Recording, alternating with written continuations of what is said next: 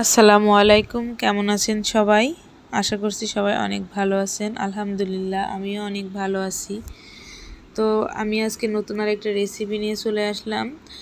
আজকে ঘরে থাকা কয়েকটা উপকরণ দিয়ে খুব সহজেই আমি তেলাপিয়া মাছের বারবিকিউ বানিয়ে দেখাবো। তো তার জন্য এখানে আমি প্রথমে তেলাপিয়া মাছটা কেটে ধুয়ে পরিষ্কার করে নিয়েছি। আর এখানে আমি তেলাপিয়া মাছের গাটা করে কেটে নিয়েছি। এখানে আমি কিছু মশলা অ্যাড করছি। তো প্রথমে এখানে আমি আদা বাটা দিয়েছি 1 টেবিল চামচ, রসুন বাটা দিয়েছি, আর এখানে মরিচের গুঁড়া দিয়েছি, সয়া সস, টমেটো সস, আর দিয়েছি 1 টেবিল চামচ ফিশ সস, মতো লবণ লাগবে, একটু সরিষার তেল। তো সব কিছু খুব ভালোভাবে মশলাটা মাখিয়ে নিচ্ছি। তো হাত দিয়ে মশলাটা খুব ভালোভাবে মাখিয়ে নিচ্ছি। মাখানো হয়ে গেলে এখন মাছের সাথে মশলাটা খুব ভালোভাবে মাখিয়ে নিব। তো এই কাজটা একটু সময় নিয়ে করতে হবে। মশলাটা যত বেশি ভালো মাখানো হবে মাছটা খেতে তত বেশি ভালো লাগবে। তো মশলাটা দিয়ে আমি মাছটা খুব ভালোভাবে ম্যারিনেট করে নিচ্ছি। মাছটা খুব ভালোভাবে ম্যারিনেট করা হয়ে গেছে। এখন একটা প্লেট দিয়ে ঢেকে আমি 1 ঘন্টার জন্য রেস্টে রেখে দিব।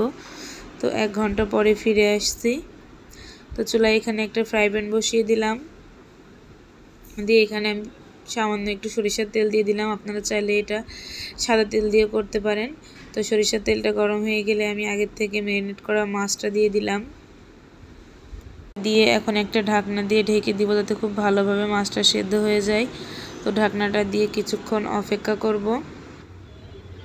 কিছুক্ষণ পর ঢাকনাটা খুলে দিলাম, দিয়ে মাছটা আমি এই পাশ থেকে আরেক পাশে উল্টে দিলাম। উল্টে পাল্টে মাছটা লাল লাল করে ভেজে নিচ্ছি। তো এই পর্যায়ে চুলোর জালটা মিডিয়াম টু লো আঁচে রাখতে হবে, তাহলে মাছটা খুব ভালোভাবে ফ্রাই হবে।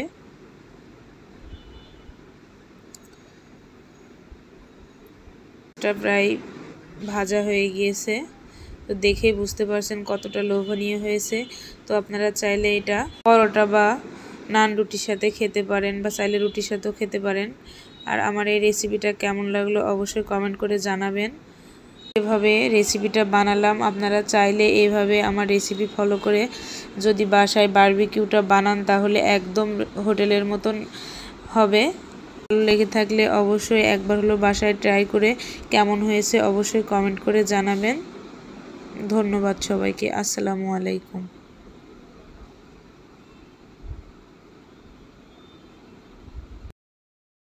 আসসালামু আলাইকুম, কেমন আছেন সবাই? আশা করছি সবাই অনেক ভালো আছেন।